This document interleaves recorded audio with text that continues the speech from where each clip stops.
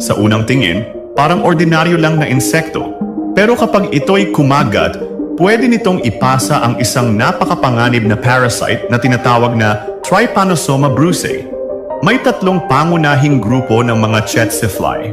Ang morsitans, palpalis at fusca. Bawat isa may dalang banta sa kalusugan ng tao. Unahin natin ang morsitans group. Sila ang nagdadala ng Trypanosoma brucei rhodesiense na nagdudulot ng tinatawag na East African Sleeping Sickness. Pangalawa ang palpalis group. Sila naman ang carrier ng Trypanosoma brucei gambiense na sanhi ng West African Sleeping Sickness. At ang pangatlo, ang fusca group. Mas bihira silang magkaroon ng direktang kontak sa tao, kaya mas mababa ang panganib na dulot nila kumpara sa dalawang naunang grupo.